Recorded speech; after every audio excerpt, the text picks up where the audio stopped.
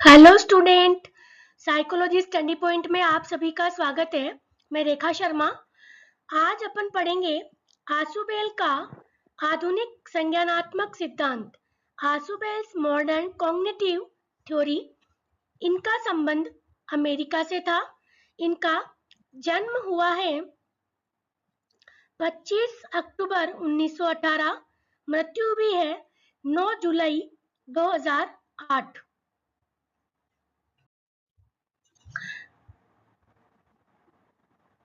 आशुबेल का अधिगम पदानुक्रम का सिद्धांत भी इसको कहते हैं।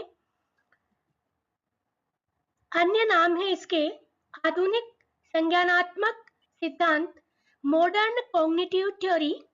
नंबर 2 है अग्रिम आयोजन का सिद्धांत, theory of advance organiser. Number 3 है सारग्रही का सिद्धांत, इक्लेटिक थ्योरी। नंबर 4 है सार्थक ग्रहणशील अधिगम का सिद्धांत, मीनिंगफुल रिसेप्टिव लर्निंग थ्योरी। आशुबेल का अधिगम का सिद्धांत शैक्षिक विचारकों में डेविड आशुबेल का नाम विशेष है।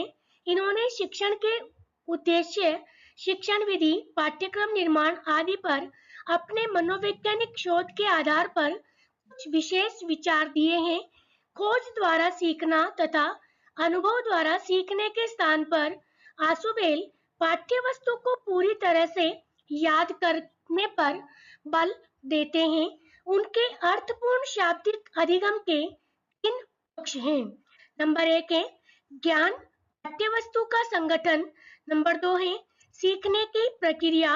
नंबर 3 है शिक्षण में अध्यापक द्वारा विचारों तथा प्रविधियों का प्रयोग।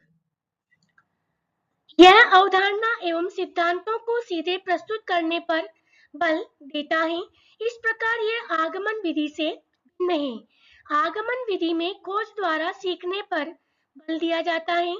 आशुबेल का यह सिद्धांत छात्रों के ज्ञानात्मक संरचना अर्थात मस्तिष्क में ज्ञान के संगठन को सुधार करता है।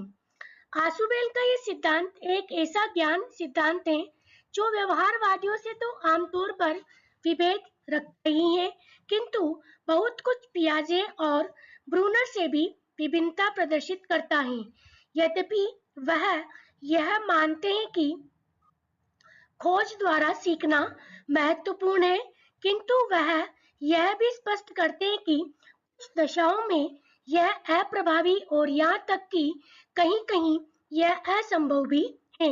इसके साथ साथ वह यह भी मानते हैं कि उपदेश शिक्षण पद्धति अनेक स्थितियों में सबसे सरल तथा सबसे कुशल सीखने की पद्धति है और परिणाम स्वरूप वह यह मानते हैं कि इसे भी सीखने के लिए चुना जा सकता है।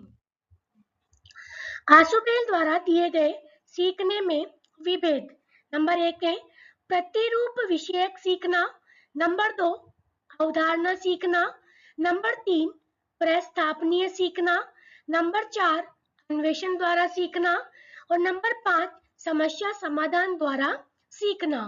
इनका डिटेल में आपको नेक्स्ट वीडियो में उपलब्ध करूंगी। आशुबेल के सिद्धांत को सारग्रही इक्लेटिक सिद्धांत कहते हैं। वह विभिन्न स्थितियों में विभिन्न मार्ग अपनाने का प्रतिपादन करता है, किंतु आशुबेल की प्रसिद्धि उन अनुसंधानों के कारण है जो कि उसने सीखने के अनुभवों की योजना बनाने की विधियों पर किया ताकि सीखने में कुशलता प्राप्त हो सके। आशुबेल इस बात पर बल देते हैं कि तथ्य संबंधी ज्ञान उस समय सबसे सरलता से सीख लिया जाता है जबकि यह संगठित होता है और तर्कपूर्ण ढंग से क्रमशील कर दिया जाता है। इसमें यह विचार निहित है कि कुछ सामान्य सिद्धांतों का प्रयोग किया जाए, जैसे कि वह सामग्री जो पूर्व ज्ञान पर केंद्रित है उस समय तक नहीं पढ़ाई जानी चाहिए तब तक कि उससे संबंधित पूर्व ज्ञान नहीं दिया जाए। आशुबेल के अनुसार तथ्यों का संकलन एक तर्कपूर्ण क्रम में करना चाहिए और इसी भांति इसका शिक्षण भी देना चाहिए, न कि अव्यवस्थित और अलग-अलग ढंग से। यह सीखने वालों को तथ्यों को सीखने में तथा तथ्यों के संगठन को समझने में सहायता प्रदान करता है। आशुबेल का मत है कि विद्यालय शिक्षा का एक प्रमुख लक्ष्य सूचनाओं एकत्र करना तथा मस्तिष्क में ज्ञान को संगठित करना है। उनके सीखने संबंधी विचार अर्थपूर्ण शाब्दिक अधिगम के सिद्धांत theory of meaningful verbal learning में निहित है। आशुबेल का विश्वास है कि व्यक्ति की ज्ञानात्मक संरचना का सीखने में विशेष महत्व है।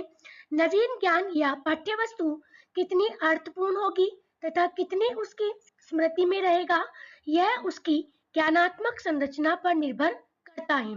आशुबेल का मत है कि नया ज्ञान पुराने ज्ञान में बौद्धिक रूप से सम्मिलित हो जाता है। व्यक्ति में नए ज्ञान को पुराने ज्ञान के आधार पर परिवर्तित करने तथा नई परिस्थितियों में उपयोग करने की क्षमता होनी चाहिए। Thank you.